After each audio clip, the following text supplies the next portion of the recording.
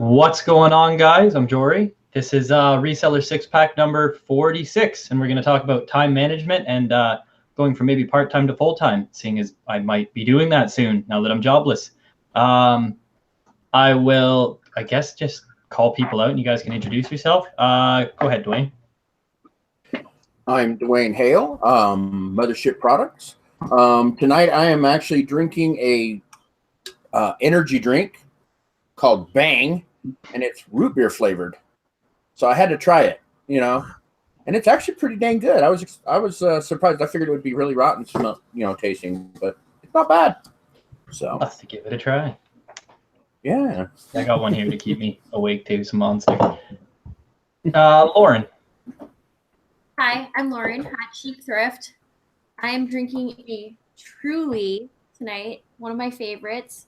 They're delicious, and it is lime flavored. Yeah. Wine flavored. What is it? Truly, what is it? It's Truly what? It's like sparkling water, but it has booze in it. They're really Nice. delicious. Nice. Pretty much my favorite thing. I think my wife would probably like that.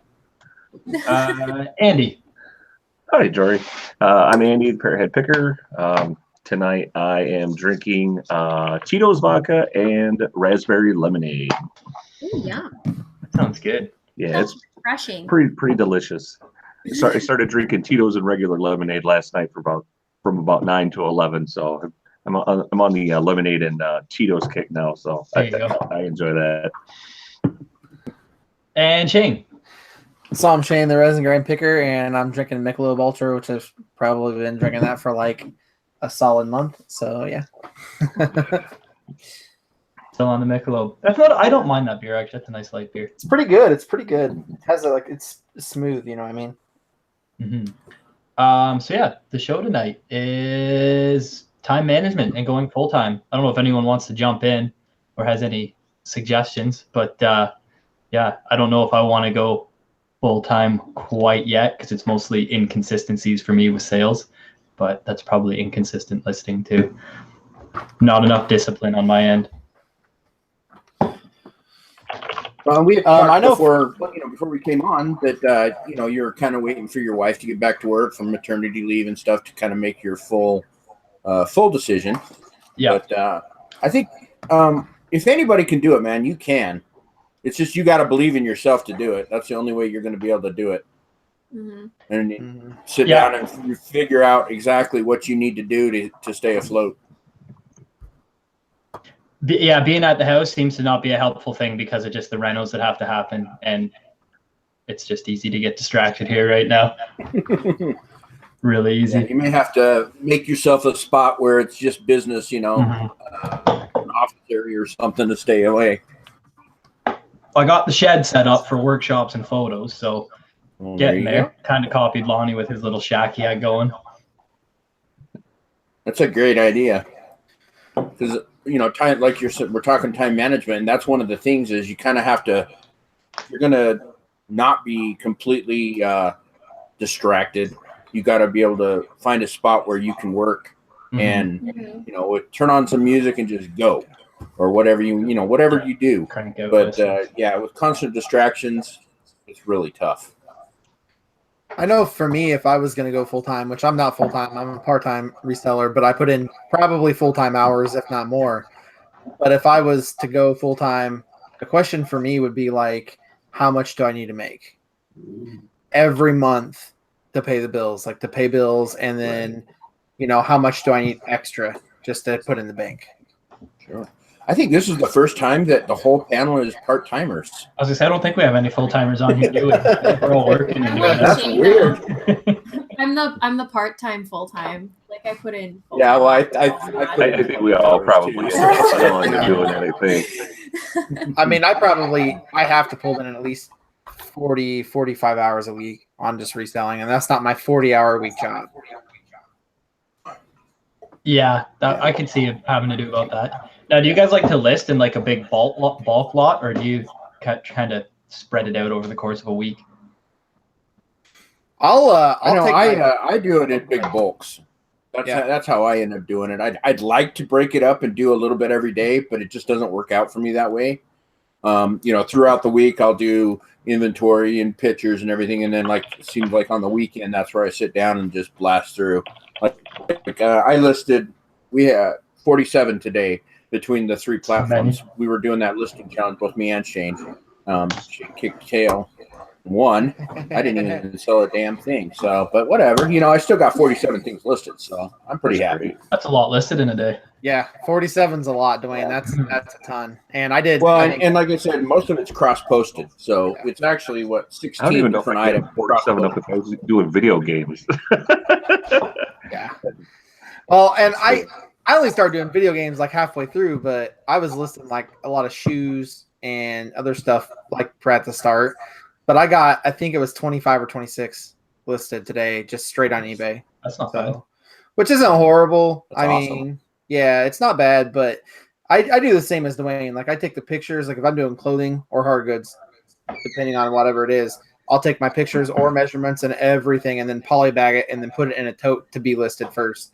And then that way, if I prep 50 items, I just sit down and knock them out. That's what I do too. Yeah. Way easier. And then you can do it from your phone or wherever you are. Yeah. Because I do a lot of stuff from up here and then I don't have to bring it all with me. So it's really easy. Yeah, I tend to just list everything on Google Sheets for inventory and upload all my photos to the drive, and then I can just list wherever I am. Yeah. See, I take all my photos in big group lots. I'll usually try to do hard goods all together at once, and I'll do my clothing all separately. But then I'll try to get a big batch of photos, and I'll do that like today. Actually, a couple hours here before the show, I was able to actually get a bunch of photos all done, and now I'll go dump them in my laptop probably after the show, and I'll start working on those probably for an hour or two, maybe tonight. And then when I wake up in the morning, because I'm up usually about between 3 and 4 o'clock in the morning. I'll be just sitting there having a cup of coffee or whatever, and I'll start working on listings, while I'm just kind of sitting around waking up for the day. Or if, and then kind of during the week, whatever photos I have taken, then I'll spend a couple hours here or there. If she's watching America's Got Talent or Dancing with the Stars or something like that, I'll just have the laptop up, and then I can just kind of take and work on listings while, TV's on or whatever. Mm-hmm. I would say the biggest gap that any reseller faces is to space their time out between sourcing and listing. That's the biggest gap because people like to source way more than they like to list, and you have to kind of balance them. Right. Until you have to empty your storage unit out and fit it all into your basement, then you don't like sourcing so much anymore. That's where I'm at now. Yeah. I've been quiet lately. I've got just a pile of crap to get through. So. I even thought about it today, and then I moved 2 big boxes out of the way of unlisted stuff, and I was like, forget it, I'm not going anywhere. Walked back in the house and started listing. But I'm trying to do 100 each month, minimum 100 listings. Yeah. I think that's what I did. At the beginning of the year, I made a goal to list twice as many as I did last year. And I listed 512 last year or something. So this year, with 1,024, I need to do about 3 a day. Yeah. So, but it never works out to every day doing 3. Again, it ends up being, 40 on one weekend. It's an average. It's an average. Yeah. Right. It's hard because I'm trying to do 100 and compensate for what sells too. I want it to go up by 100 each time. So last month I had to do over 100 listings because so many sold. So, yeah. Well, and for me, oh, go ahead, Andy. Sorry. Oh no, yeah. See, for me, because I've had all this stuff going on over the last couple of months, I'm way down. Normally, I list about 100, between 100 and 125 a month, and I think my last couple of months, I'm getting about between 60 and 80 up. So I'm way behind on, all my listings. But now, hopefully, got it. And I've got so much stuff that's accumulated. And I never have that pile ever. I've got so much crap sitting here right now. So I mean, it's almost to the point where I'm overwhelmed, and I've actually found myself, especially the last probably 2-3 weeks, I'm staying out of the thrift stores. I'm making sure I'm not going there. And I know I'm probably missing some things, but the thing is I have so much stuff here already. If I'm not listing that stuff, I'm not making any money on that anyway. Yeah. So, I'm just basically hoping to find maybe a home run or something like that I would get up real quick, but and that's still not really gonna, probably happen. Minus the time that I'm gonna spend, especially after putting in, the last 3 weeks we've been really ramping up at work. So I've been putting in, 11 and 12-hour days. Last thing I want to do then is go spend another hour at the thrift store and then come home and do something else. I'm beat, so. Yeah. Well, and a lot of times that's what I do, and it sucks. Is like I'll work 8, 9, 10 hours, and then I'll come home and work another 3 to 4 till about 10 o'clock at night, and it's rough. It really is. You get burnt out really quick. Mm-hmm. I actually like doing that. I'm a freak. My husband's sitting across the table from me right now. He knows I like to go. Oh, hold on. I'll flip around so you can see. He's eating ice cream.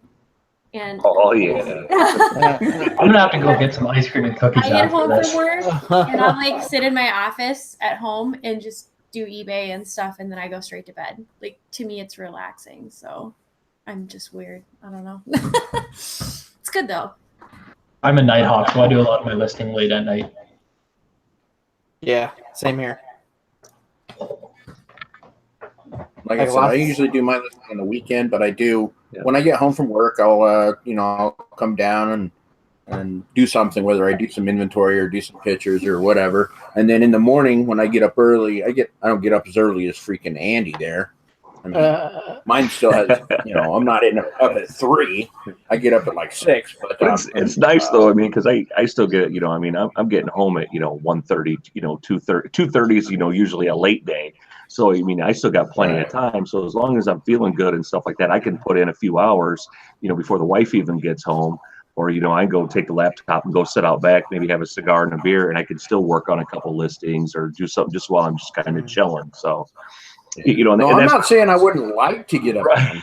There's no way in hell I can get up at that. Yeah, time. And that's me. I'm an early morning lister and a weekend lister. I try to get as much stuff done as I can on the weekend, so that I have then all week to kind of get it spaced out. Whenever I have any dead time, I really try to utilize all my dead time to where I'm being productive. Where I'm not just sitting around doing nothing. Yeah. If I'm sitting, I'm at least doing something for my business, whether it's if I'm working on my spreadsheets, I'm doing something. I have to be constantly busy. And, sometimes my wife gives me a hard time about that. She goes, "You always got that laptop." I go, "I'm working." I go, "You're just sitting there, playing Candy Crush and watching." You go, "I'm at least being productive. I'm doing something for the business." So I really need to get her a little more involved. My husband just goes, "That's me." He's always giving me crap because I'll be on my phone, like sharing on Poshmark and stuff when we're watching TV. He's like, "Get off your phone and just relax." And I'm like, "Well, I'm sitting here. I might as well be doing something." Yeah, I mean, the best part about doing that though is like, especially like if she's kind of giving me a hard time, is if like I just listed something or I just shared something and I just got a sale off of something like that. Like actually, like last week after the 6-pack show, I went upstairs and I was we were talking about that on Poshmark Talk. That I went upstairs and they were doing the closet clear out, and so anyway, I spent about 2 hours. I was sharing my closet. I did the closet. I sold 3 items in like 2 hours while I'm just sitting there. We're just chilling after the show, but I was just sharing my closet and I had 3 sales. And so. I was like, "See, you can't be mad at me." I go, "I just made, over $100 here." I go in 2 hours and I go, "We're just sitting there watching TV, So yeah, just always be doing something, man. That's just kind of how I look at it. My wife is always less interested in the sales until before the job listing. I'm like, "Hey, I sold these shoes for $100. Oh, really? What else did you sell?" So I've been finding I try and cut it off though. I try and cut it off at like 9 o'clock. At 9 o'clock, it's like, okay, I got to go upstairs. I got to pretend like I love my wife and spend time with her and stuff and watch TV or whatever. But I try and set a deadline so that I actually do exist in my family. Yeah. I do that. I do that through the week. Like through the week, I'll set a deadline at like 10 o'clock at the latest, or maybe even 11. But on the weekends, sometimes I'm up at like 3:30 in the morning. Yeah. See, I'm opposite now. I'm trying to list and do all the stuff through the week, and then just weekends, just in the mornings for sourcing, and then the rest of the weekends just for the baby and house stuff and hanging out with the wife. But I try to space it out. Like on one day, I will do like I'll prep all my items and picture them and all this other stuff, and then I'll try to list like 1 or 2, and then the next day I list them, and I just do that every other day. Right. Nice. I like to take, well, when we're home weekends, we're home like every third weekend or something. I spend that time just solely doing pictures. Because then I have backup to list when I don't have time to take more pictures. So it's nice. Right. Every third weekend. So you spend most of your time in that cottage? Yes. I don't blame you. I would too. Yeah, no kidding. I'd never be home ever. Yeah. But you know, like a lot of people, I think where they lose a lot of time management is when they're actually listing, because you know I'm on my phone looking on freaking Facebook and stuff, and I list like 2 items in an hour and a half. And I'm like, what? Today on the challenge, I did like, I don't know, 25 or 26, but I didn't even pick up my phone hardly, like at all. I just listed pictures, listed. Is putting the phone down. Yeah, you got to do it. Yeah, and because like a lot of times, like I get a hard time, you know, like she's like, well, where's your phone? I go, it's in the other room, or like if I'm outside, it'll be somewhere else. And she's like, well, why is it, you know, it's not on? I go, it's not a pager, you know what I mean? So, and the thing is, you know what I mean? But that's the thing is, if I have it with me, I'm more tend to be, you know, when I'm sitting farting around, then I'm like, oh, what's going on here? You know, so I really tend to just try to stay off of it as much as I can. Because like I said, you know, I mean, when you're on it, then it's taking time away from doing all your other stuff. And it's amazing how 5 minutes here, 10 minutes here, 5 minutes here. I mean, it adds up. Next thing you know, it's like you've wasted 2-3 hours, you know, on all these little, you know, just little, you know, checking your phone for this or that. And you're like, oh, man, I could have done so much more, you know, by not playing with it. So, yeah, and that's the thing is, I like today I set it to the side and I covered it up with a piece of paper, and I'm like, I'm not gonna look at it, and I just left it there, and I only looked at it like for like 2 minutes tops. You know, I set like a time limit. Yeah, see, for me, I have it sitting here, but I don't have it on. I mean, it's on, but it's not on. All I can do is see if I'm getting, you know, listing or offers or sales. Right. I mean, that's about the only thing. I wasn't looking at Facebook or anything like that. I was just going on the challenge, you know, and it worked out pretty good for me. The thing is, even on like, we'll just say like Facebook, for example, like, because everything I do is so like reseller related. It's always like, that's all I see is so like all my friends are always like going, hey, did you see this? Did you? No, I see nothing you guys post. It's always, you know, Reseller Society, you know, stuff or whatever. That's all that ever shows up on my, you know, on my timeline or whatever. I never see family stuff. None of that ever comes across. My wife's always gonna go, hey, did you see what's up? No, I didn't see it. I go, you know, because I'm not checking it every 5 or 10 minutes, so it always just pulls up, you know, differently. So, and that's how I am too. Like everything in my life is reseller related. Like, and that's about like I live, breathe, eat, and sleep it. And I think if you want to like be super successful in your business, that's kind of what you have to do. Right. Yeah, but the whole thing is the balance, right? You know, because if you want to have a family, you got to spend some time with them. You know, sure. If your whole thing is the business, then that, you know, we just got to get them with you. You have to. Yeah, exactly. You got to find ways to get them involved, or like I said, set yourself deadlines. It's like, hey, I got this time. I'm going to go play with the kids or whatever. But it's really hard to, you know, you have to decide what's most important. Yeah. That was a real good thing for me getting Casey involved, kind of saying like, here's how I do it. Here's actually PayPal and how much is coming in on a weekly basis, and here's some money for doing it, and it's helped a lot. Yeah. I think that's probably what I need to start doing is like my wife's slowly learning. Like if I had a sale, I can literally, she knows how to find my inventory now, the way I have everything set up. I've kind of showed her how to, you know, pick the right box, select, you know, the right, you know, just package stuff right. She knows how to kind of do all that. So, I mean, if something happens to me in an emergency, Jesus, I've been drinking a lot today. Cheers.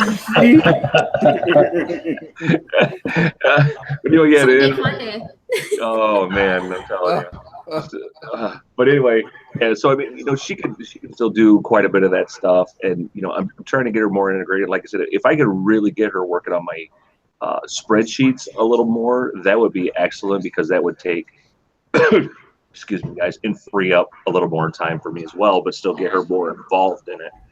Right. So. Yeah, Heather has zero interest in reselling. Yeah. She doesn't. But what she will do is she'll fold the clothes for me and steam them, and do quality checks. But she doesn't enjoy sourcing, So it's just hard steaming, to keep her involved. But just having her do that is a huge help. I mean, absolutely. Mm-hmm. Yeah. But because I know one day here, my wife had a couple days off, or she was doing something. She goes, "Hey, do you have a bunch of stuff you want me to iron?" I'm like, "Iron?" But she loves to iron. She's like the only person I know that loves ironing. And I was like, "No." I go, "Well, just steam it." She goes, "I'll just iron it." And she goes, "Just give me a whole bunch of stuff, bring it upstairs." And she goes, "I'll just iron it." So she spent all day like ironing a whole load of clothes and blah, blah. I'm like, "Well, fine, knock yourself out. If that's what makes you happy and that's your stress relief, you go for it." So she did that for me one day and did like a whole ton of clothes. It was great. I mean, she ironed T-shirts. It was everything. I mean, she's crazy. She's one of those people though that like she'll iron our pillowcases. It's just like, but that's just where she finds her. Everybody's got their own little thing, But yeah, Casey, she's very OCD with folding. So if I ever want help with clothing that I'm listing or stacking, I'll just start folding it near her, and she cringes at my folding. "Give me that shirt. This is all wrong. Fold it like this." Yep, that's the same thing with Heather. She sees me fold something, she's like, "Man, you do such a crappy job." And she does it. I'm like, "Does your customer want to see it folded like this?" And when it's going halfway across the country, it's gonna show up wrinkly and a little unfolded. I just have to keep mine out of like my area down here because she likes to shop down here, and she'll see little things, or every once in a while, like I said, I'll pick like, I don't source a lot of kids stuff, but occasionally I'll find something special like Disney stuff, so she'll steal it for like one of the grandkids or whatever, and I'm like, "God dang it, go quit taking that stuff." I go, "You don't know if that's listed or not." And and I've been sourcing a lot more shoes lately, so I love pick. So then I've got her down here, picking through my shoes and stuff like that. And I'm like, "Oh no!" I'm like. Yeah, I got some buddies I got to keep out of the eBay room because they're just too bad for look. "Whoa, what do you want for this?" "Oh, I'll take this. You probably only paid $1 for it." And I'm like, "That doesn't matter. It's listed for $90 on eBay. I can give you a bit of a deal, but you're not getting it for free." Right.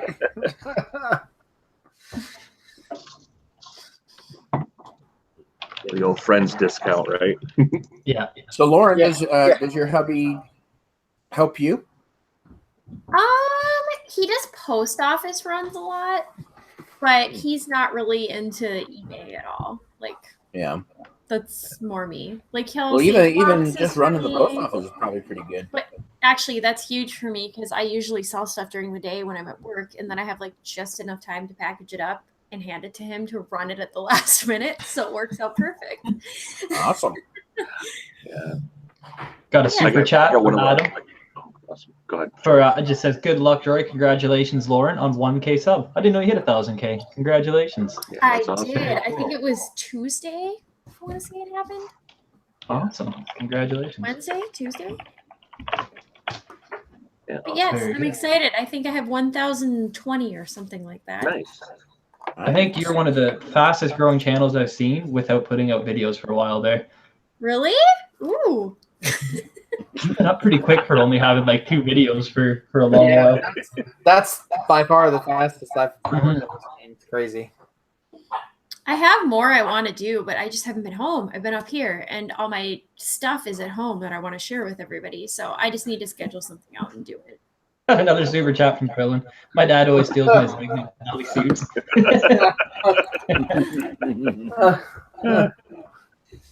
Oh, jeez. Yeah, my old man's on See, tape. and my kids, they end up getting the quality reject. Like if I have a shirt that's like just not quite right, or it's got a little stain or something, it's like, "Hey, Jer, what's that? Here you go, buddy." Oh, he's happy, He doesn't care if it's got a little teeny stain on it. So That's like all my clothes, I swear. Like, I bought this shirt.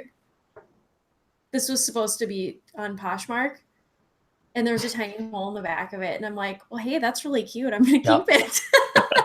It's perfect. darn it, that has to go in my closet.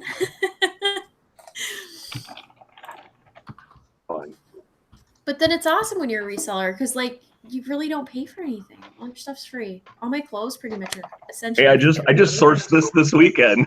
Yeah, and you'll wear it a couple times and probably sell it. Yeah. It's free. I'm probably going to keep this one for a while. I actually like this one. It's a nice heavy shirt. But yeah, I just sourced it. I was like, I think I'm going to keep this shirt. I really like it. So she had some laundry going. I just quick tossed it over in the pile. And she goes, "Is this a keep shirt or is this a Eve shirt?" I'm like, "No, we're going to keep it for a while." If I keep something, I don't do it all the time, but I try to take whatever I paid for it and put that back into the eBay fund. Yeah. And have it sit in there.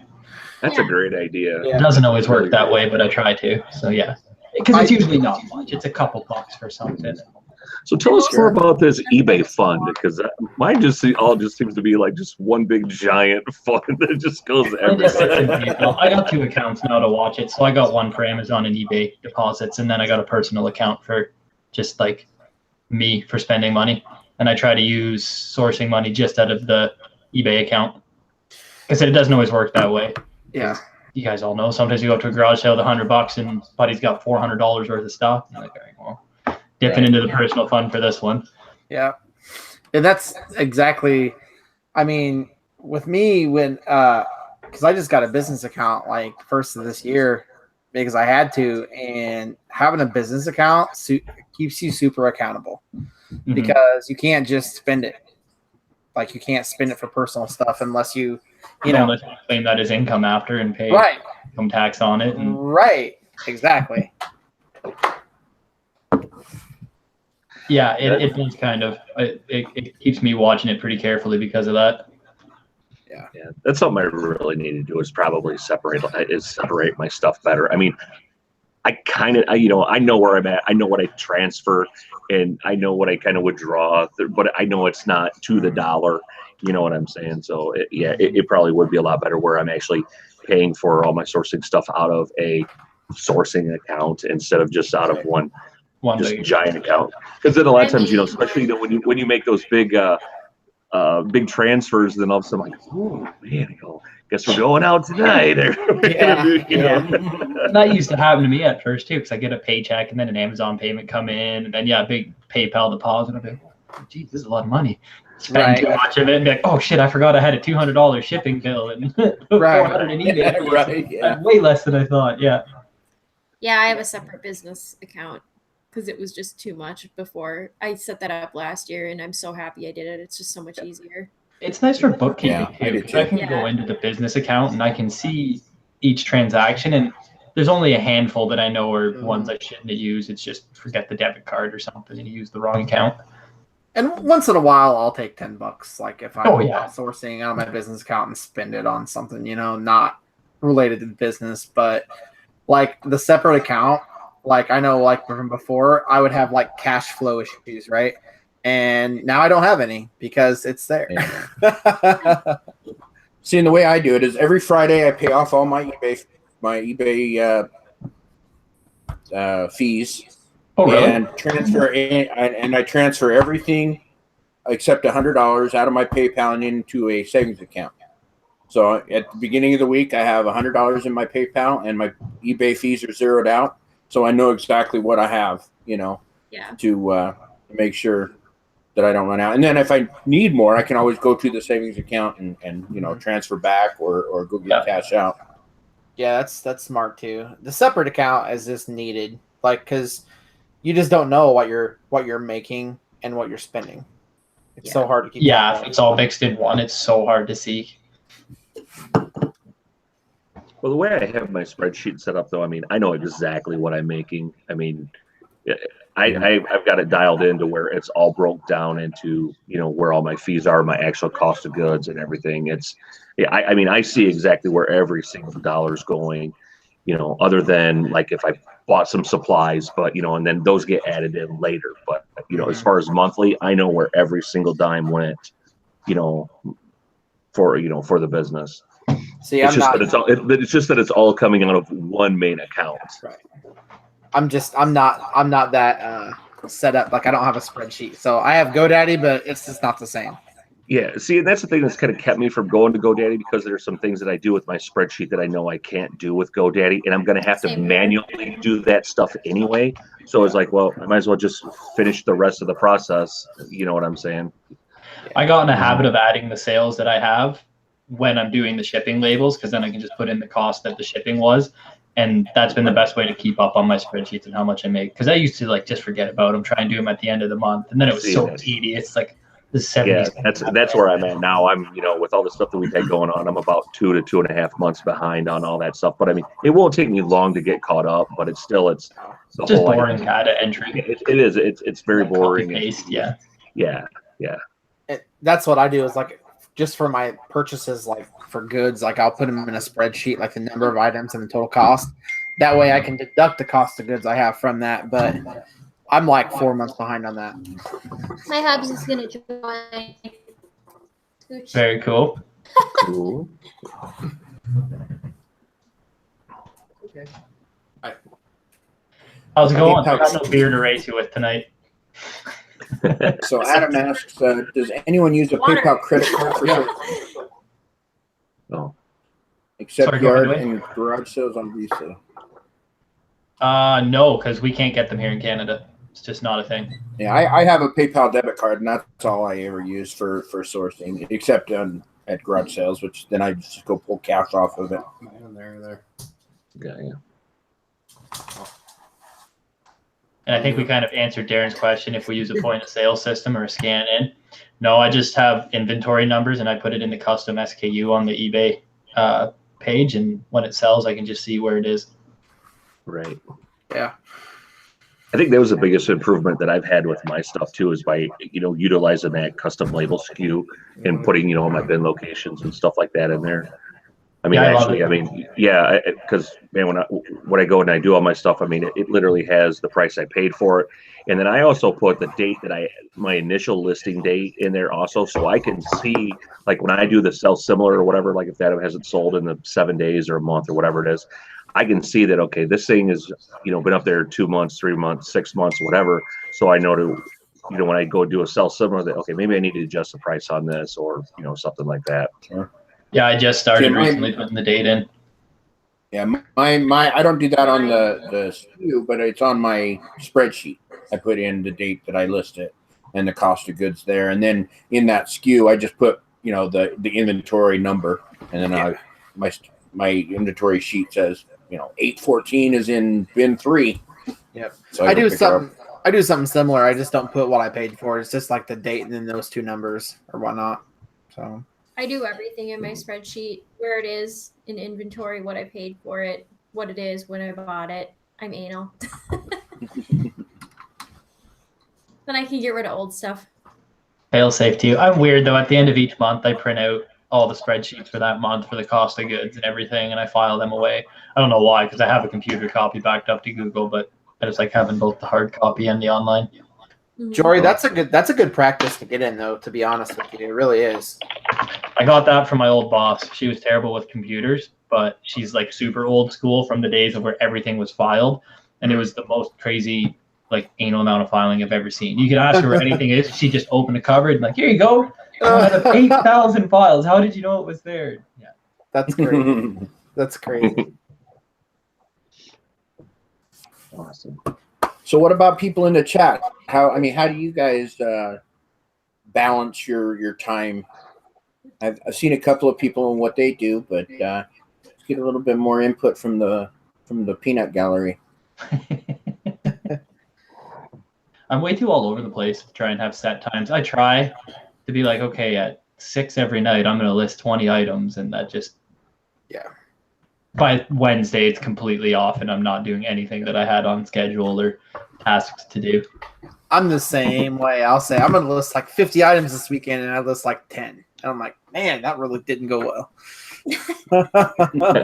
Yeah, I'm a list person, so I'll put a list together and say, and I usually put, like today or this weekend, I have to list 10 things, Of course, I did more than that, which is good, but all the other things I have to do, otherwise I would never get to anything except the listing part. I got to mow the lawn. I got to remember to mow the lawn. I got to remember to do, all these other piddly things. But if I don't write a list, it doesn't get done typically. I try to keep a list on my phone and add little things into the calendar so I get little reminders to do them. It doesn't always work, but it's good practice, I guess. Yeah, I use a thing called Google Keep. It's just it's just a list maker. You know, you can put lists in it and check them off as it goes. So. My husband's making my dog try to kill her. What about that one? Did you just hear that?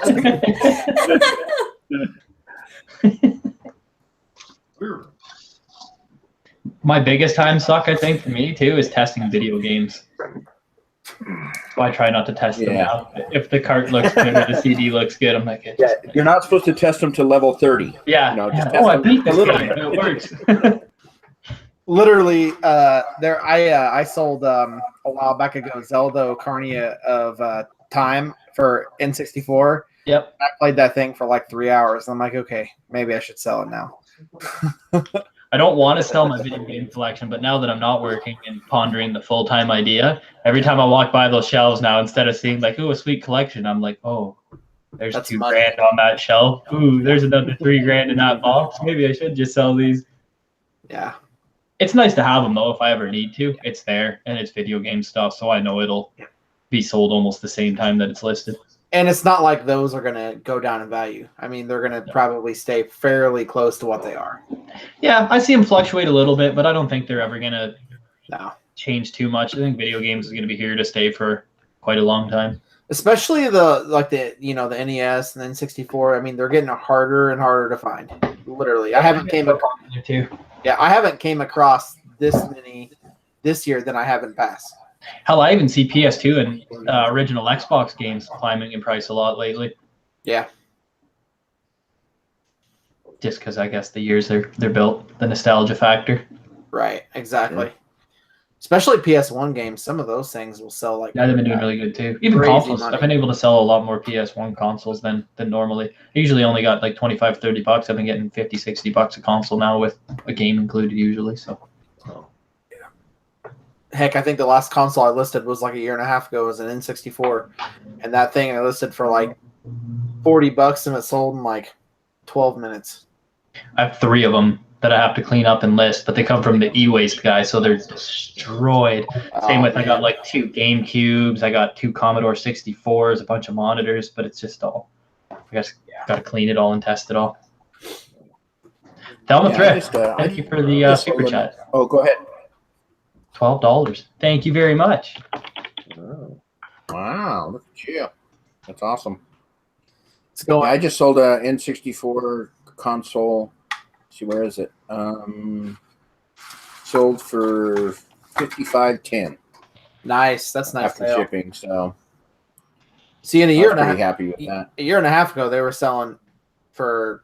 I don't even know. I sold mine for 40. I didn't even look up comps. I should have, but I have one. I just use it to test the games. You know what I mean? Yeah. Oh, actually, I lied. That Nintendo, that was a video game. That was $55.10. It was 116. Nice. Is what I got out of that. Solid.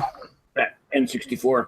Yeah, 2 years ago I used to get $45-$50 a piece on Amazon. Now N64s, I'm 125 a piece easily.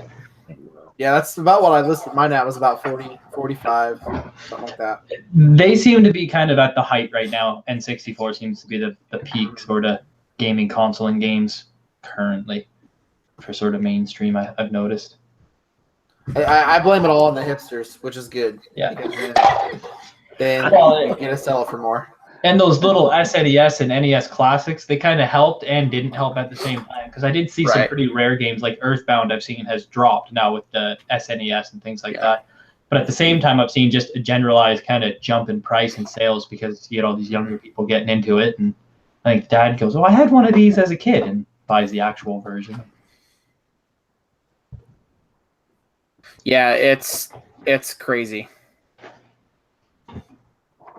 It is. And I mean, I listed like, I don't even know, probably 10 video games today. Maybe not quite 10. And I sold 2 like pretty quick. One was the gold cartridge of Zelda, the original NES gold cartridge. But I priced it way low because it was beat up like crazy. It had shipping paint. I mean, it was a crap. And I sold it for almost $14 Nice. with it being wrecked. You know, the gray version of those are actually the more rare one, eh? No, I didn't know that. They release more gold cart Zelda ones than they did gray ones. No kidding. Yeah. That's crazy. Yeah. I didn't know that at all. Gold ones are more sought after because everyone wants them because they look cool, Yeah. but there's actually less gray ones that were produced. Right. Going through the chat, trying to see if there's any questions. Is anyone in the chat full time? I don't know if anyone is.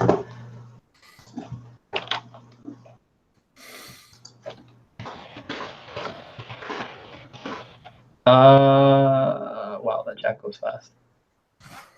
Scrolling back up. Barry's loving all the video game talk. Yeah, I gotta be careful with that. I can talk on video games for too long. I wish I could find all the cards that guy finds, man. The only time I ever find them's in a storage unit because they get bought up too quick anywhere else. Yeah. My biggest video game score ever was at a yard sale, and I think I don't know. It was her husband's. It was a woman selling it, and I'm pretty sure they either got divorced or he got kicked out because it was like a huge IKEA bag full of NES games, and then like an NES console and like 3 other consoles. Nice. For $20. Wow. That's awesome. That's a really good price. Yeah, it is. I got to get them from the e-waste guy. Just disgusting. That's about the only way I find video games and consoles now. Other than that, they're either overpriced at garage sales or they're not even out because they just know when they have them on a local buy and seller already on eBay. But you've got a lot of competition though in Canada on those, don't you? Yeah, video games is big, especially in London. It's just like a big thing. There's a lot of Facebook followings and groups for them. So there's a lot of guys out there looking for just video games and Lego. But Lego's crazy everywhere, I guess. And here they're not like, I mean, they're big, but it's not like that. No, I think it depends where you are. Like I see Seattle's huge with video game stuff. Yeah. A lot of the video game YouTubers are from the Seattle area, I noticed too. Right. I didn't tell you guys this morning when I had to head out to my parents real quick before we did some other stuff. My brother-in-law is a big golfer. And anyway, I walk in the living room. We had to move a piece of furniture. They're going to get some stuff painted. And I see him twirling around this putter. And on the handle, it says Cameron on it. And I was like, and I'm sitting there, I'm like, where did you get that? He goes, oh, I just picked it up. I'm like, what? I go, where did you get it? He goes, I got it. Somebody had it listed here in town. And I'm like, going, where? And he goes, I don't know. He goes, I saw an ad for it. I go, what'd you pay for it? He goes, $40. That's crazy. I paid. Well, wait, I had to pay $120 for mine. It's even better. It's like one of the original ones where like the back is all hollow, so it's not like the solid, like mallet. The back's all hollowed out. Yeah, he said it's like a $350 putter. Yeah, easy. Yeah, and he goes, I just bought a nut. He goes, my mom, and like my brother-in-law lives in the suburbs. Okay, so he lives about 2 hours away from me, and my mom, I guess, sent him a thing the other day so that she saw one for $10. Yeah. And I'm like, how are you getting? I go, why didn't you say anything to me? I go, he doesn't need that damn thing because he collects them. He has a whole bunch of different ones. So I was like, God dang it. She goes, well, he collects them. I'm like, yeah. I go, but I would have flipped them. Yeah. No, I told her, I go, you find it. I told my mom, I go, you run across anymore, I will split the difference with you. I go, I'll make you some money. I go, I can't believe you two guys. I go, I've never find them things in the wild ever. And here my mom and my brother-in-law just got 2 of them in town.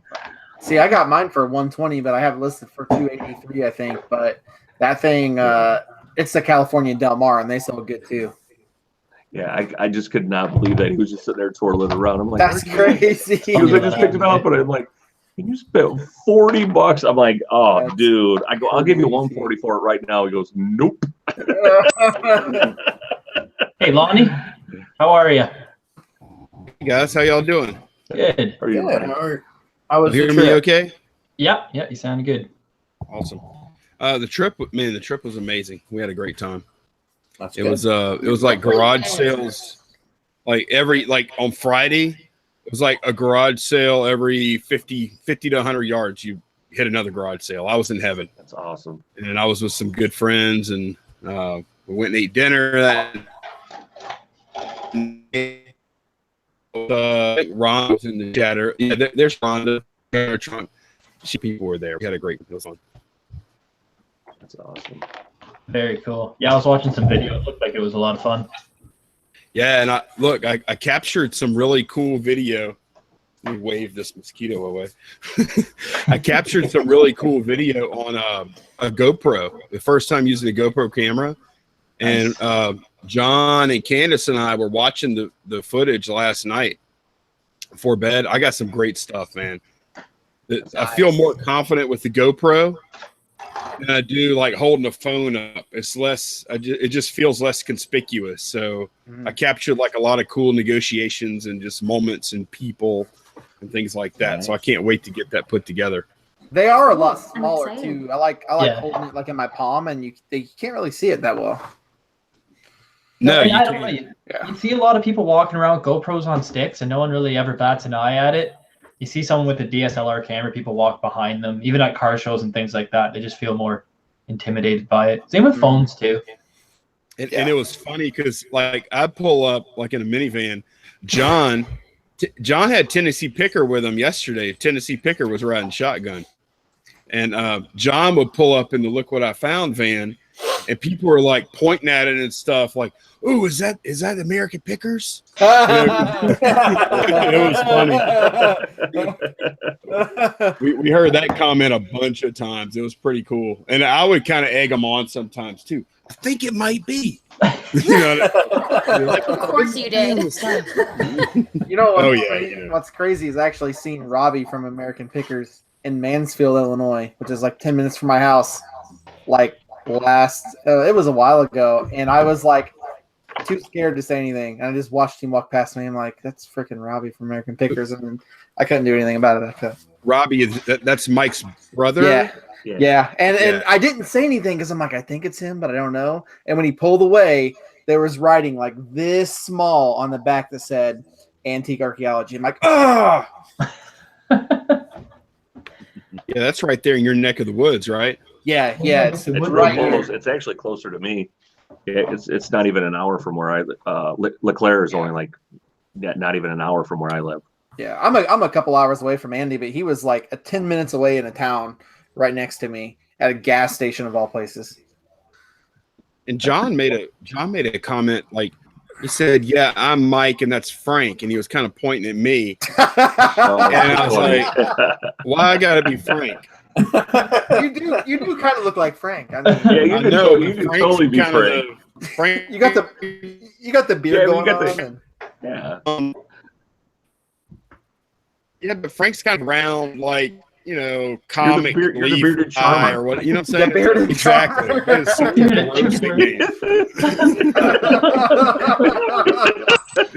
Is that not the grossest nickname ever? It is pretty cool. Bearded charmer.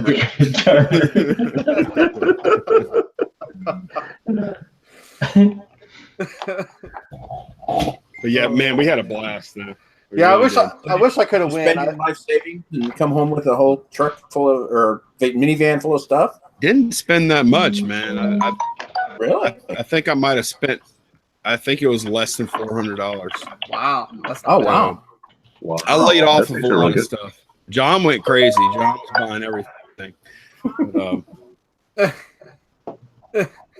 But yeah, I wish I could have made it. It looked like fun, and I'm only like 6 hours away from Tennessee, like from that area. I'm like, well, we're talking about doing it next year for sure. We're already. It was that much fun. So. And then how far Tennessee would be for me.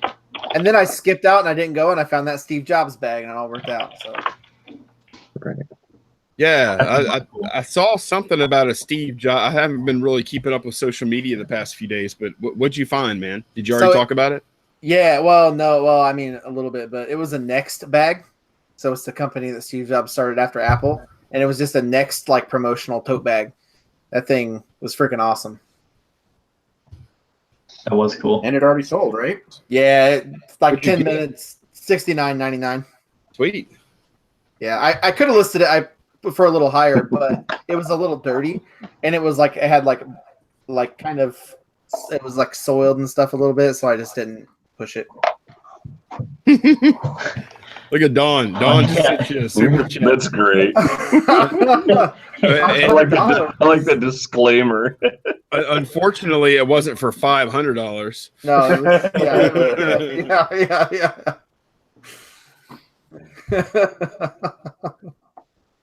So my dad bought a stolen stereo once that he thought was maybe stolen, and it came back to bite him in the ass because the police found out it was stolen, figured out who was stolen or sold to, and he was just out the money and the stolen property. Knocked on his house, said, "Yeah, this stereo is stolen. It was stolen by this guy, sold by this guy," and yeah, completely lost it. Lost the stereo and was out the $400 for it. Dang. Wow, that's crazy. I haven't bought knowingly. I mean, I would never knowingly buy stolen merchandise, but I haven't had a scare like that yet. So we'll see. My Milwaukee drill, I question, because there's some old silver paint that's kind of cleaned off and something that looks like a serial number that was maybe once carved in and been worn off. And it's a brand new Milwaukee, so I feel like that came off a job site from somewhere. Yeah, it probably did. Yeah, and I've had buys like that where I'm like, man, I bought a GoPro Hero. I can't remember a couple years ago, brand new in a package. I'm like, man. But the guy's like, I got it for my birthday and I don't want it anymore. I'm like, it works for me. Here you go. And I got it for like $120. Sold it for like $400. That's not bad at all. I think I bought a PlayStation 3 that was stolen because when the guy opened his trunk, he had like 4 of them and a couple Xbox 360s. And this was when they were still pretty new. And I was like, I'll give you $100. And he's like, these things are like $600 new. And I said, yeah, well, you got 4 of them. And I questioned how you got them. I'll give you $100. And he said, yeah, okay, fine. Tell your friends if they want to buy one. I used to know a guy that always had at least 12 radar detectors and probably 5 or 6 car stereos in his trunk at all times. That's great. He was like the guy that you bought the radar detectors from. He was like, The guy. There's a guy that used to come into BMW. Watch. A little off topic, but we had a guy that used to come into BMW that used to drive around with night vision goggles, and he had all the lights on his M3 killed, and he would drive down these backcountry roads doing like 200 kilometers an hour. It's like 160 miles an hour. And it took cops months to catch him, and they finally had a roadblock and caught him. And yeah, because they never knew who it was. They're like, oh no, a black car drives by. You can't see anything on it, no markings, no lights. And he used to drive with night vision goggles on, had the radar detectors and jammers and everything. I don't think he had a license after because we didn't see him at BMW anymore when he got caught. So did y'all do the topic already tonight? What y'all talking about? Time management and going into full time. I think you're the only full timer on the panel now, because none of us are. yeah. You are. I am now, I guess, without choice. Still kind of looking for a job though, because like I said, my wife's still on mat leave until August, so there's the bit of the uncertainty, and then the house renos. Yeah. Well, if there's ever somebody that was ready to go full time or would give it a really good go, it'd probably be you. You've got a lot of experience, man. I mean, yeah. Not only the experience, Jory, you have a lot of knowledge, like about random stuff and like super crazy stuff, like electronics. Like that goes real far. Like my vacuum unpolishing. Yeah, exactly, exactly. I actually just finished that today, so I got to get that listed. Was it a Kirby? Yeah, it's a Kirby Heritage too. Dude, I love Kirby's. Well, I'll tell you guys real quick. Back in like I was 18, I actually used to sell Kirby's door to door. Nice. I did, yeah, for a little bit. And That's how my dad bought one. I was How'd that 18 work year out? old, so I'm like, yeah, you know what? I'm gonna give it a shot. did you sell any? 2, and then I never sold another one. That was one of those things where they wanted you to like get names, even if you didn't get a sale, to get more names to pitch the stuff to, and Yep. We had a cool one though. My old man had one. It had a hand sander attachment, it had a floor sander attachment, and a shampooer, and all sorts of stuff. It's pretty wild. I've done really good selling the parts off those things all the time. I get $70 to $100 just for the motor housing on them, or like $200 for them complete. If I see a Kirby in a thrift store, I'll buy it and I'll just part it out. They do really good. Even the belts, you get $15 a piece for the belts. The one I bought came with 4 new belts and 4 new bags, so I bought it just for that for $20. Forgot which model it was, but it's the newer one where the head, you have to turn a nozzle, the head pops off, and there's like a belt inside there, and those things break all the time, and they seem really good. The one I bought, I made a mess of the office before I left my job because I didn't realize that there's a little plastic housing that goes into the bag, and it was split at the bottom, and I turned the vacuum on, and it just blew. It was like a dust grenade went off in the office. Second last day of work. I don't know how I'm gonna fix this. That's hilarious. Rhonda says, got junk in our trunk, says lots of Kirby items at estate sales and no one buys them. Yep. I wonder You can why. get them super cheap. Except her. Yeah. Yeah, it says two things. Go to an estate sale, though, they mark those things like at retail, you know what I'm saying? And no one wants to buy one of them old vacuums at, $300. Yeah. Right. When I used to sell them door to door, they were actually $1,200. Yeah, I was gonna say my dad paid over $1,000 for his. And if you sold it, so we were able to go down to $900 with no commission, and whatever you sold it after $900, you got the whole commission. Huh. And it's crazy because I sold one for like $1,300, but I only sold two, and then I never sold another. And I'm like, well, this kind of sucks, and I quit. Well, you can go spend $100 at a vacuum at Walmart or something, and it won't work as good as one of those old metal Oh, Kirby's. no. Those things suck a whole sock up, and it's just gone. Those things work good, like super good. They're awesome. Hey, Jory, Krillin gave you a super chat, and he said, Jory, don't give up day job if you can do listings there, I guess is what he meant to say. Yeah. Unfortunately, the day job gave him up. Yeah. Yeah, it wasn't by choice. I had a gravy job. I would have never given that up. Had free office space, free storage. No. First take on storage units when they came up for auction. I was able to do my listings all day. It's part of the reason it's hard to find another job and I didn't work Friday, Saturday, Sundays. So it's pretty hard going around like, hey, will you pay me $20 an hour? By the way, I only work Monday to Thursday and 9 to 5. Yeah, which is super nice now because after I've been in retail for 8 years and in management, and now I work Monday through Friday. I left this Friday at noon, and I don't work weekends. Freaking awesome. I won't be working weekends again. If I'm working weekends, it's for myself around the house. Yep. Yeah. So not weekend jobs are for high school kids and college kids. Yeah. They're not for me. They never have. I hated working weekends. Yeah. Working at the restaurant was the worst as a young kid. Saturday mornings, Friday nights, and Saturday nights, and that was it. And then so I was always hungover at work. Yeah. But to be honest, I think if when I go full time, because it's not if, it's a win, I think I'll still work a part-time job, to be honest. Because it's just too much to not, I don't know how to explain it. It's just that guaranteed money, Yeah, for sure. Yeah, well, it helped me because I had guaranteed income for the bills, and then eBay money was social fund money or house funding money for renovations and things like that. So it's a fair amount I'll have to get off online sales and stuff like that to be considered full-time. Right. Okay, so Lonnie, do you have a set schedule you do day to day since you're full-time? Are you I list from 9 to 7 or something, or I list from this time to this time? It's harder in the summer because my schedule gets a little bit off. I usually sleep a little bit later than I should. But during the school year, I'll wake up at 7 o'clock, 7 in the morning. I'll bring my youngest daughter to school. I'll get back and I'll immediately pack outgoing orders, bring them to the post office, and then I'll come back and hopefully list and not goof off too much. I won't say there's not some goofing off going on though, right?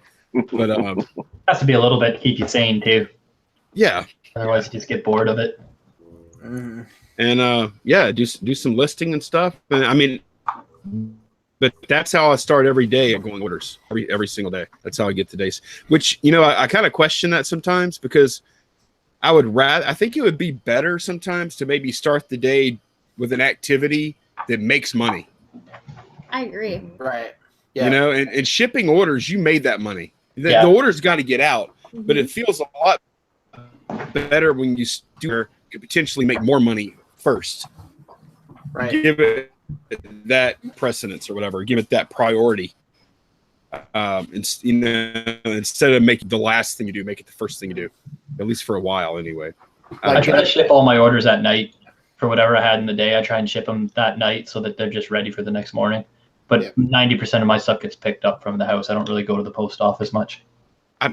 Ideally, I think you wouldn't work at night, though. I haven't gotten there yet. I still work at night a pretty good bit, but, and I used to do that. I used to pack stuff the night before. Somebody sold. For me, packing at night's easy too, though, because Evan goes to bed. My wife's relaxing, watching a movie or something. We've had dinner, so I have that pocket of just like nothing going on. So I just package everything, and then it's just ready the next morning, and then just leaves me kind of the morning to start off fresh, either listing or sourcing or doing whatever I need to do.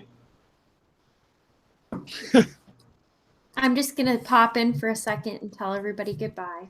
I've got to go to bed. As you can see, Lauren. we're up at the lake, so I got to get up an extra hour earlier than normal just to drive home. So, but I need to go to bed. All right. Thanks for hanging out. Bye. Cool. Great rest of the show. Good night, Lauren. Have a safe drive in the morning.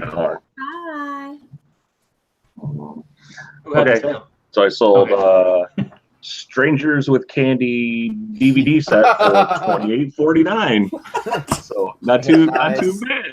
I remember that show when it was on. That show was crazy. It's kind of a weird show. Well, I remember when I picked this up at a garage sale, I think earlier this year for I think I paid $1 for it, maybe $2.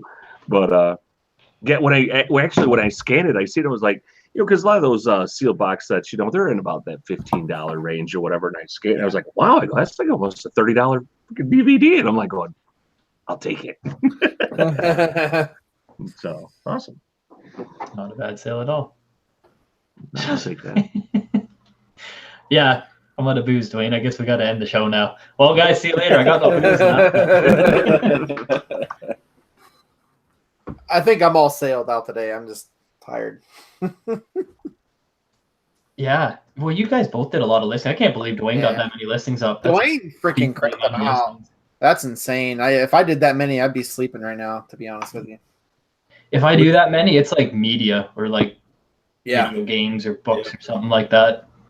Yeah. So we could just What'd you do, slam through Duane? We did a listing challenge today, and I listed 47 items, but it was spanned over 3 platforms. So a couple of, there was like 16 of them, but I cross-posted between Poshmark and Mercari and eBay. So Right. So it's actually 16 items over Okay. 3 platforms. Oh, okay. Okay. That's not Still quite not as bad. impressive, but it's No. still pretty Right, good. exactly. Still pretty good, yeah. It's good. Yeah, it's decent. And you did all the work today, including like the photos and everything was done today. That's good. I did actually. I think like 3 or 4 of the photos were done yesterday, but everything else was done today. I guess as a part-timer, you kind of have to do a little more work on the weekends. Otherwise, you won't do it at all, right? Yeah, you Right. have to. Yeah. Yeah, that's what we were kind of saying earlier. That's kind of like where the bulk of my stuff comes is on the weekends, and then I do everything as the week goes on.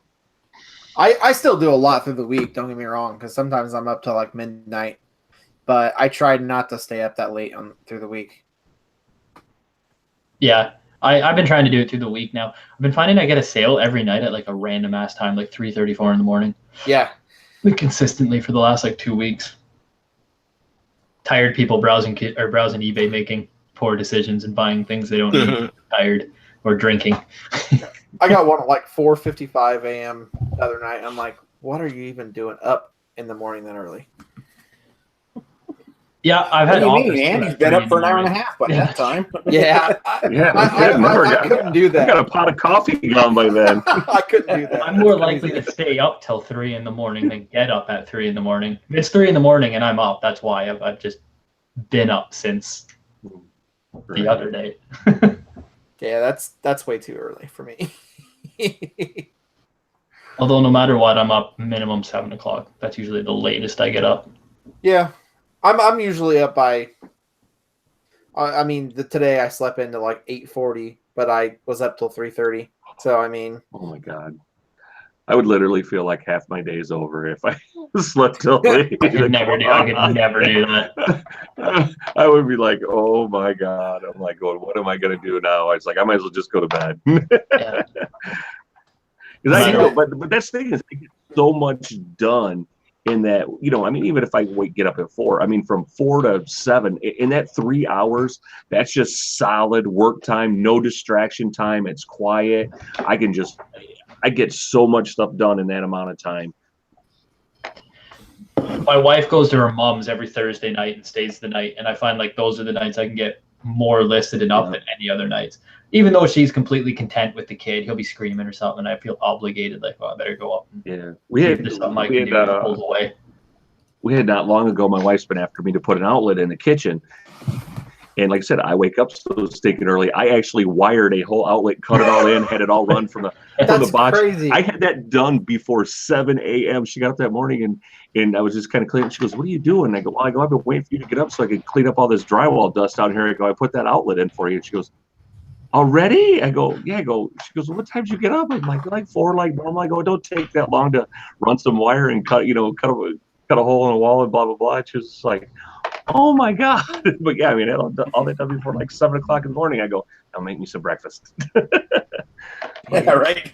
But it's just one of those things. Like I said, I mean, it's just, I mean, I could do so much more. I get so much, but I mean, I go to bed early though, too. I mean, typically on a weeknight, I mean, I'm in bed by 8 o'clock. I mean, a lot of people think that's early, but it's still, yeah, I mean, it's just, but like I said, I'm up early, at 3. So I mean, get up early. Yeah. Right. And some people, probably think like I do, like some days, like I'll be up till 2:33 in the morning and get up at 7. And people are like, "That's crazy." Right. It's just the opposite way. Yeah, I'm up till 1 a.m. and then I wake up at 7 a.m. usually. That's my sleeping schedule. Through the week, I'm up probably no later than 6:30 in the morning, but that's about the earliest I get. Yeah. What's brutal, I mean, is like when we go away somewhere and like I'm staying in a hotel or whatever, because I'll wake up, around that time and I'm going nuts. Because my wife, she sleeps like a normal person, you know what I mean? And it's like there's times like I'll just leave the hotel and I'll be sitting at I'll go to a Walmart or I'll go look for some place that's open 24 hours. Or it's normally on a weekend, which is kind of nice. So even if it's halfway early, I'll actually go look for garage sales. I've hit garage sales out of town on a Saturday because I know, okay, even after she wakes up, it's going to take her an hour and a half to get ready. It's like going, I got plenty of time. I'll just send her a message like, "Hey, I'm out, just running around this, figuring out this town or whatever. I'm going to stop at a couple garage sales. Text me when you're about ready so I can dart back, to wherever we're at."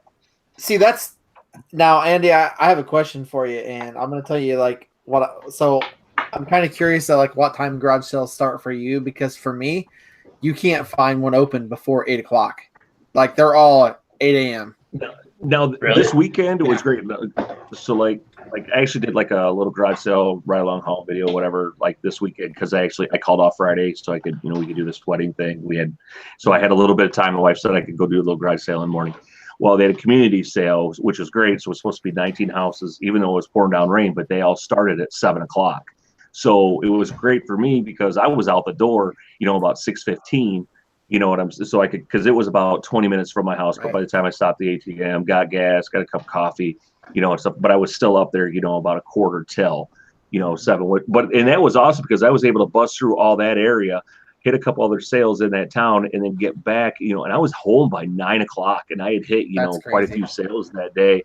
Yeah, but I mean, normally they're always 8 o'clock. I mean, I wish. Occasionally we'll have like a 1 7 o'clocker, and then they'll all be 8s. But we rarely ever have 7s. But sometimes they will do that. Yeah, it's about the same for me too. Most people here are setting up 6 7 o'clock in the morning. I wish it was like that.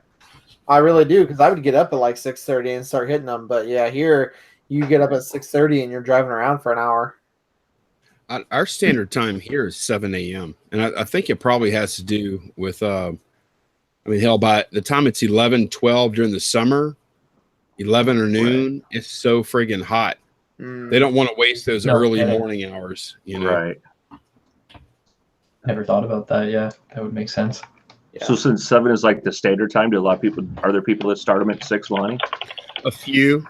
Like really every weekend there's like maybe 1 or 2 that'll start before 7. And then there's like 1 or 2 that'll be at like there's probably like maybe 3 or 4 that'll start at 8. So I just have, whenever I'm planning my route, I just got to be careful not to hit those guys first, But 7's the standard time. It works out. Oh my God! You guys read Highway Bus's comment. That is pretty funny. Highway Bus Road, he goes, pro tip, he goes, if you're a night owl and you want to be the first at sales, he goes, just hang out by the 7-Eleven slushy machine between 3 and 5 a.m., win friends, influence people, and enjoy a savory drink. That was pretty funny. Hang out at the 7-Eleven.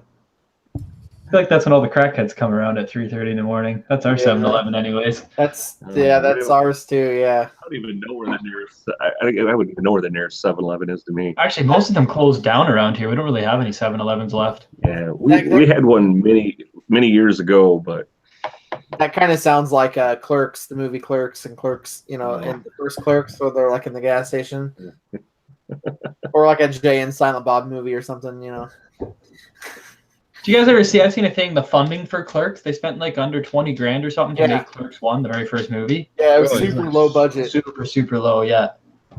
So none of the actors got paid, I guess, right? Yeah, they probably just did it to do it. I don't think any of them were really known for anything when they made that. I don't know. That girl, what's the girl from Beverly Hills? Yeah. Wasn't she in it? That the dark hair girl from Beverly Hills 90210 or whatever? Shannon Duttery? Wasn't she in that movie, or am I wrong? No, I don't think so. Mallrats. No, Mallrats. I think that was Mallrats. Yeah. Wait, okay, my bad. Mallrats was an epic movie for real. I love that movie. That is a good movie. Yeah, we actually watched that. I paid $5 to get it shipped to me off eBay to have it. Just to be able to watch it. Just to be able to watch it anytime I wanted. Brian the Oakbrook Picker has a good idea, Jory. Write a screenplay about the storage business. That might be more interesting than we would think. There's some neat things that come around. I've been threatened before for repoing units, and we've been broken into. And storage boys, like trailer park boys. A guy. Yeah, there we go. I should start renting out storage units for people to live in. Yeah, it's just like trailer park boys, but it's storage boy, and it's just like same thing.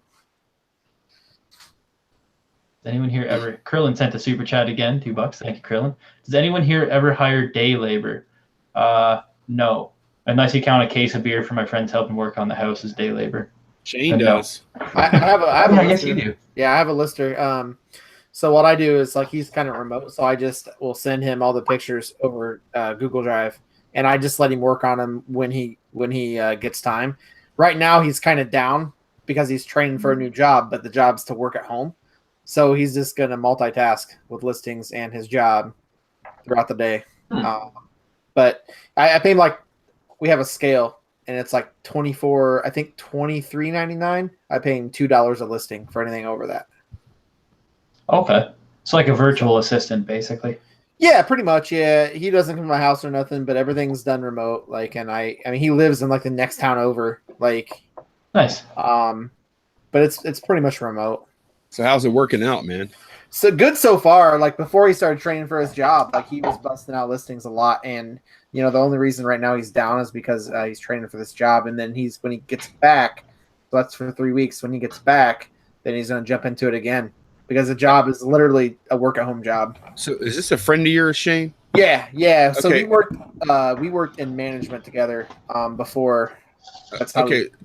So here's a question I have for you then. So was he doing anything kind of screwed up that you didn't like?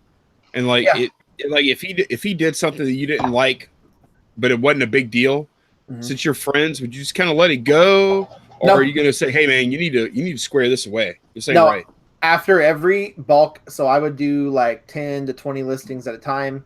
And after every set of listings, I wrote him a actual bullet pointed recap sheet of what he did wrong.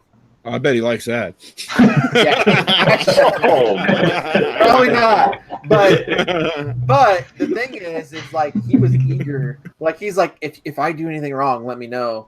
And I'm paying him. So he's I didn't mean it this much. Yeah. Shane's got pie charts of the percentage wrong compared to what's right. It was a bulleted point of this is wrong, you need to put this, and just on down.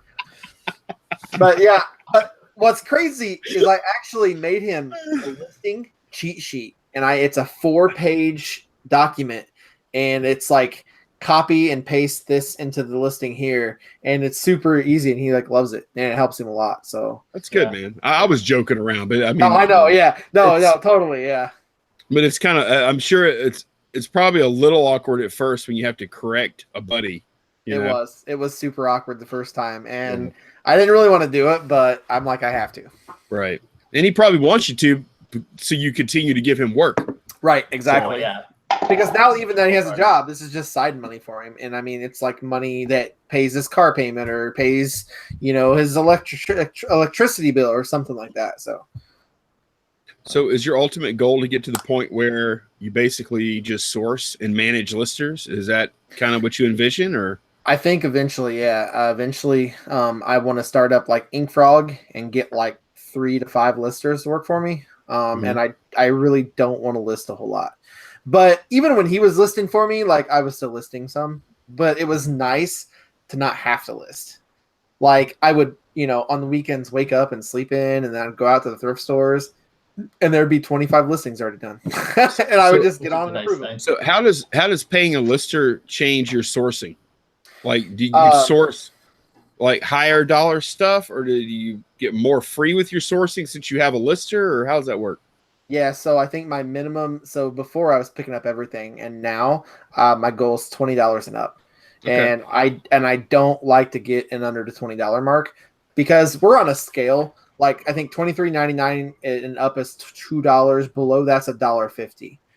So for me, it's paid whether it sells or not, right? Right. No matter what, he gets paid. Okay. So that's what you got to really put into perspective is when you're at Goodwill and you're buying a $3.99 shirt, is it going to sell for more than $20? Because if you list it up for $24.99, you already have like $6 invested at that point.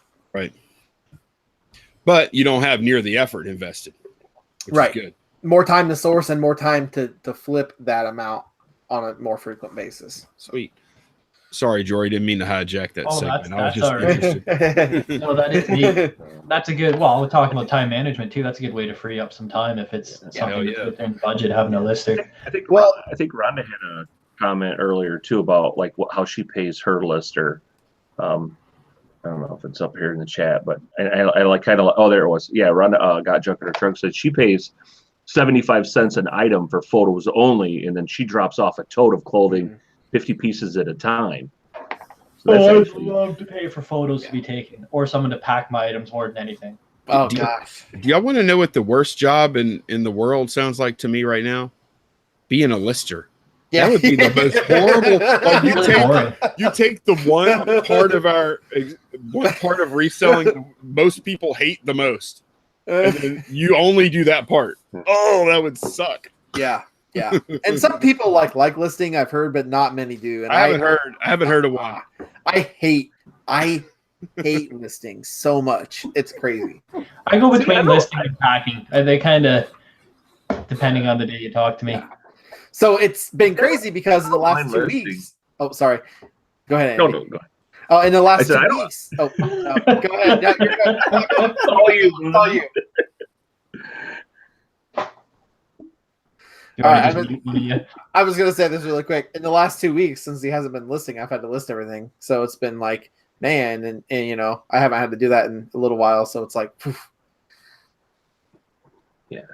I think if all the work was done, like I said, if they did all the stuff, all the prep, all the everything like that, had all the photos done, and just kind of dumped it on me, listing would be an issue at all. I don't think that would bother me one bit. Because they basically take in everything out of it. $2 though? Would you list like clothing for $2 a piece? Would I list? You mean like pay them $2 a piece? No. If I paid you $2 per dress shirt, would you list it for me? And if you did all the work? No, you. No, you were going to list my. No, I'm not. No. But I mean, if I paid somebody to do that, basically they did all the stuff. Like you guys saying, like you don't like doing the listing. That's the worst part. Actually, the listing part is not for me. That wouldn't be an issue because basically all the other stuff's already done. Yeah. You know what I'm saying? They've already taken the photographs, especially with clothing. They've already, you know, probably steamed it or did whatever prep it needed and what have you. It's already been, you know, packaged or what, you know, all I got to do is I just got to do a self-similar and go. You know, I mean, I think that would be super easy. Or even on, you know, one-off stuff. It's not hard to search it out and hit a self-similar and, you know, just be done. I mean, you know, I can just grab the photos. They're already done and I don't got to mess with editing stuff. Yeah, I wouldn't have a problem doing that at all. Because for me, I do everything for him. Like, and I write out the measurements, and then the last picture, I'll take a picture of a slip of paper with everything on it, like the measurements and stuff.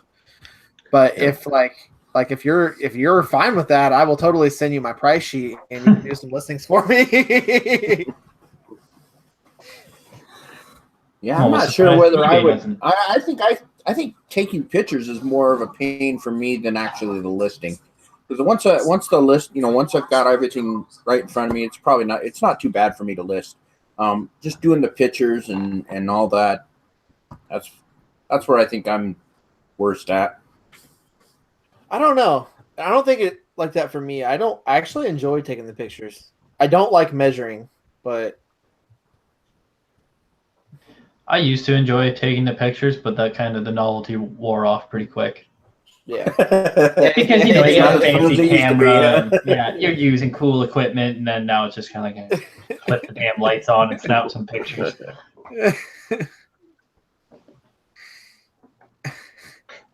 Yeah, Junk Trader says, I just want to source, hell with the rest of it. Yeah, I think we all feel that way. Yeah. Sourcing is the funnest part. I like knowing people that are buyers. Like, I don't ever have to list records because I just have a guy that buys records.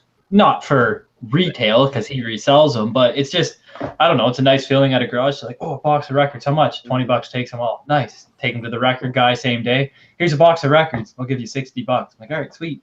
See you later. Make my quick $40-$50 and just move on to the next thing.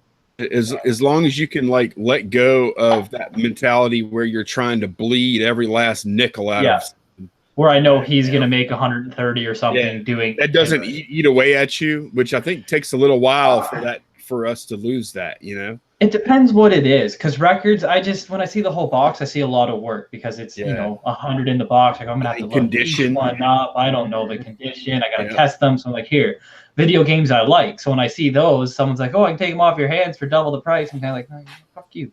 I'm gonna go through these. I enjoy this. Right. Same with furniture. I don't like lifting it, so I call that guy that sells it. So, hey, you want a couch? Yeah, I do. $20. Come get it. He comes right out. He loves it. He's happier than a pig in shit. He just comes right out, throws the tables in the trailer, and he's gone.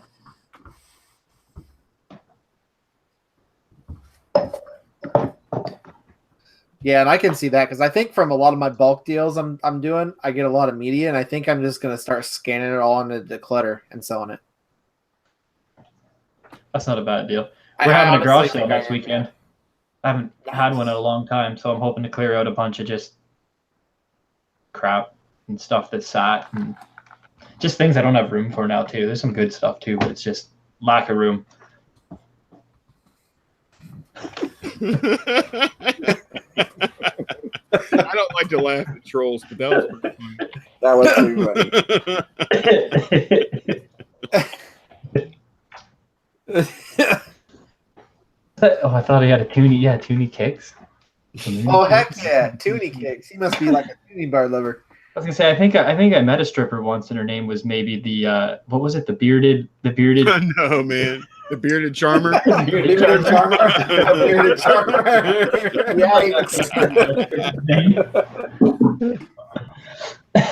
Oh man, that's funny. That's hilarious. I think we're getting pretty close to the end of it here. Does anybody in the chat have last questions? Or do any of you guys have any last comments or things you want to add to going full-time and time management? I'll tell you what's not good time management, but I like doing it, is YouTube. Yeah. It's kind of more of a time suck. Even when you garage sale and you're trying to shoot YouTube video, it takes you double the time it would without shooting the video. Sometimes I'll pull my camera up to film something, and I'll see a guy I know that's a reseller pull up to the same garage sale, and I just throw the camera back down on the seat and run out of the truck. Fuck you, buddy, I'm coming in. Oh, you know, I think more time is wasted for me, like just watching YouTube rather than like producing content. I don't think the producing content part really takes that much time. I would say the watching YouTube is pretty time consuming. Yeah, I don't watch near as much, man. I used to watch a ton. I don't watch near as much as I used to. Yeah, I'm the same way. I used to watch. It seemed like I was watching YouTube all the time, and now I have 4 or 5 people that I kind of watch, and that's about all I can fit into my schedule. I'm too ADD too, so if I'm trying to listen, YouTube's on, I'll get distracted. And then I got this thing, and I'm looking back over at this screen, and 20 minutes goes by, and that same listing's sitting there.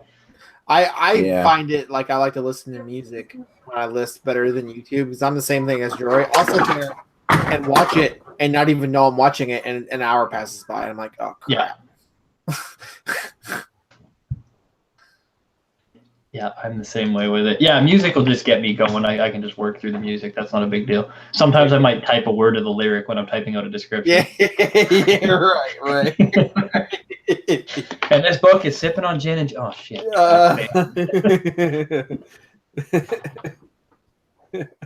Hey, there's a Tennessee picker in the chat. We were just I was just yard sailing with him for the past 2 days. It was awesome. Hey Kevin, how's it going? Yeah, that looked like a lot of fun. That hotel room thing you guys stayed in, it looked like a hobbit hole. Was that ever cool looking? Yeah, that was awesome. It was neat. It was fun, dude. It was pretty cool. That was epic. It had this badass big round door. Yeah, it was so cool. Yeah, built I right seen into the hill there. But the places you guys went and ate looked super good too. Like, yeah, I got some stories about the dining experience that we'll probably share later. I did at one point last night. The waiter came over and I literally asked him. I said, "Are you effing with me or something?" I didn't say effing. I said, "Are you effing with me or something?" I was like looking around for the hidden cameras or something. You know, that's how bad it got. That's crazy. Wow. That's nuts. That is nuts. I'll tell that story later, though.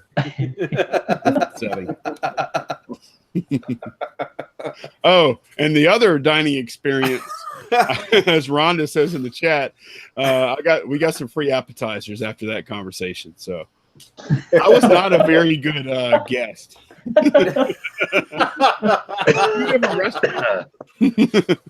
Everybody loves free appetizers, though.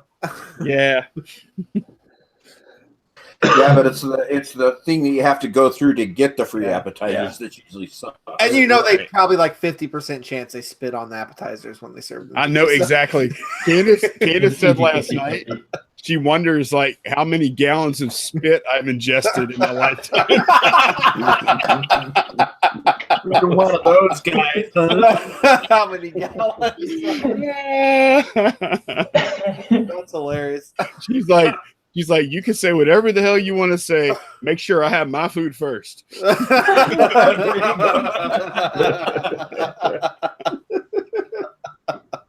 We told them they only let you out of the home on the weekends. That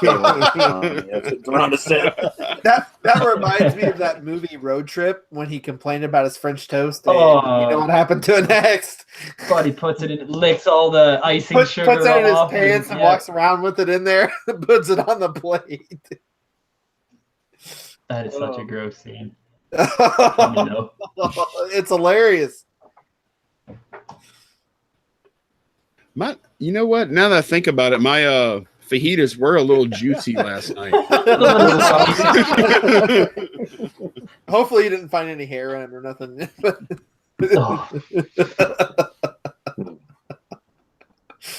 Oh man, that's one of those things that ruins a meal for me when you find hair in it.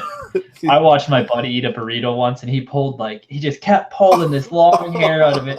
He set it down on the plate beside him, bits of food stuck to it, and just goes take another bite. Hey, we're all just looking at him, and he looks up at us. He goes, "What?"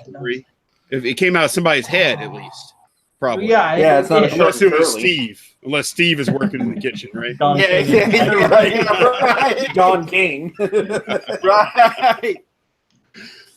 Oh man.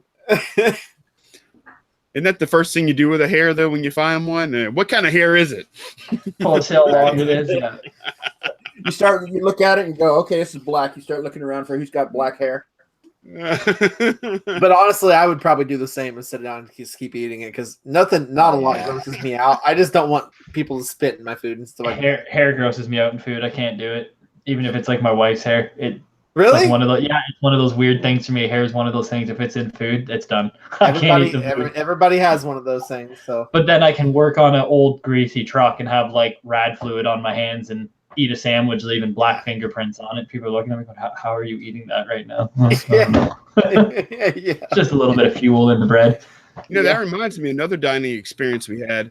We went to a barbecue joint in where was that at? Memphis? I think it was Memphis. And there's a roach on the wall. Whoa! On the wall while I was eating, man. I about lost. Lovely. Yeah, that roaches in a restaurant, dude. That's gross. They're there, but I don't want to see them. See, my favorite restaurant used to be what's called Flat Top Grill, and I went to the bathroom one time and there was dead roaches on the floor, and I never went back. Never went back because I can't deal with it either. I worked at a Chinese restaurant. I won't name the place, but they used to, the chicken and food would be so old in there, and they used to grab the chicken dish and just pick out the gross looking ones that were browning and keep the rest and fry them up. Dang, who sold that? Oh, that might have been me. It might be. I can never hear because I got my headphones in. So, it's just an offer. Hey, I guess it's a sale if you take it. Still a sale. I don't know. Yeah, I'll take it.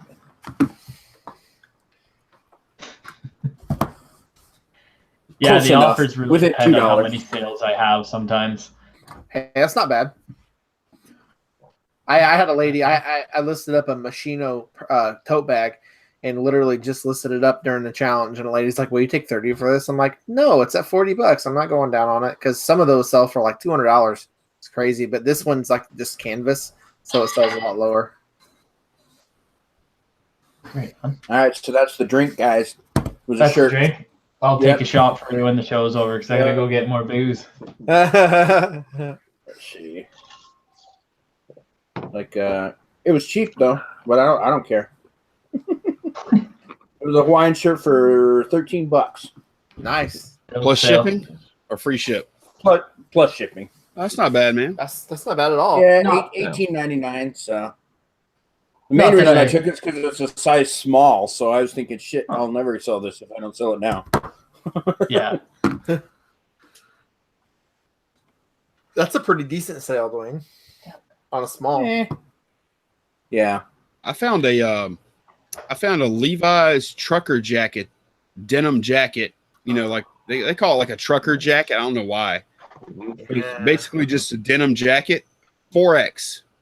Oh, big Yeah, wow, that's a big jacket. That's a lot of denim. That's a lot of denim. That ought to be a pretty good sale, right? That ought to be pretty good money for that, I would imagine. I mean, Yeah, I've never. Does it have an orange tab? When you look on the back, whether it's made in the U.S. or if it's made in the U.S., it's older. Oh, Right. You know. I don't think So- no. It's. I don't think it's like super vintage. Does or it have anything. side pockets too? Like belly pockets. Dude, I don't remember. Because if it's made in the USA, yeah, you're looking at It'll still be good money though. yeah, especially if it's an orange tab. Those things, I had an orange tab like chambray not. shirt, and it's like $75. Crazy stuff. Wow. Yeah, it's probably a $60 jacket. If it's just a regular trucker jacket at that It's size, good it's about shape. $60. But It'll still sell good. Nevermore Antique says sell the jacket to Jory. It's Canadian formal wear. Yeah, that would be denim jacket with some denim jeans and a nice thick flow of hair. On Jory, that would be a denim dress. The 4X. Yeah, 4X. Right, yeah. My sleeper. That'd be a beer family. You could Yeah. get the whole family in that thing. Yeah, if I can't do reselling good, I'll take that jacket off you. We can be homeless and live inside it. I know Andy's always talking about like he likes to pick up like the XL and 2X and etc. Is there like a size where you say, okay, that's too big? no, Okay. nope. I sold. I think I showed you guys one time that. Remember, I told you that Hawaiian shirt that was a 5X, but then they had cut it and put panels in it to make it like a 6X. Bigger, I remember that. Yeah, and that sold. Yeah, the bigger, I'm serious, the bigger the better, and Okay, the more money you're going to get out of it. cool. I only paid $5 for it, so I'll take it. Nice. It'll Well, sell. you got to look at it like this too, Lonnie, on that stuff. How many of those are out there? You know, in that size. Not very many, but there's not. I guess it's like the market's not. The market is huge, actually, literally. But You know, I mean, the just market. for even just simple comparison. You know, if you just type in just a regular, just a Ralph Lauren basic polo shirt in an XL, there's how many thousands of them. But if you type in a Ralph Lauren 6X big or 5X, it drops like just drastically. Right. And I mean, and then look at the money that they get for those shirts versus the other ones. You can ask so much more because the market is so small for those. Yeah, I sold an Eddie Bauer like 4XL. Never sell literally, Lonnie. When I type in Levi's trucker jacket at 4X, the only things that pop up are like 6 sold listings. Keep in mind they're all brand new, but they're over $100. Okay, sweet. So I got a good pickup there. Nice. Jump Trader says, Black Thistle Tea. I just sold a 48J bra. That's a big boob. That is That is a big boob. The Dog the Bounty Hunter's wife. Yeah, no kidding. Yeah, right. Yeah, Lonnie, you may sell that for like $80 or $90. That's a Sweet pickup. It's possible, yeah. I've always done pretty well with denim jackets, man. They always sell. Like pretty much any brand too, like Wrangler or whatever. They don't always sell for huge money. They'll seem to sell, yeah. Guess, Levi, Wrangler. I think that's the 3 brands I've sold before. They seem to do well.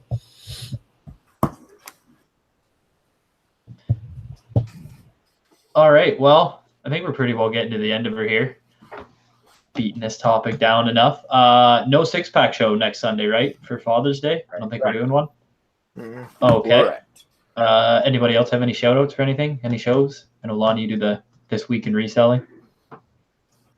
Yeah, we're doing, I guess we're doing This Week in Reselling on Thursday, 2 o'clock. One of the channels. I don't remember which. I'm sure. Well, you got a 50-50 shot. Yeah. There you go. Yeah. Try John's and try mine. If you guys aren't already, subscribe to the Reseller 6-pack Facebook group, and that'll tell you whose channel the show is going to be on each week. Yeah, I think it's on mine the week after Father's Day, right, Duane? Yep. There you go, on Andy's channel. You're next. And I got links to everyone's channel in the description too. Awesome. Sweet. All right, guys. Well, thanks for watching, everyone. Take care. We'll see you in the next one. Bye, guys. Ciao. Yeah, everybody. Bye, everybody.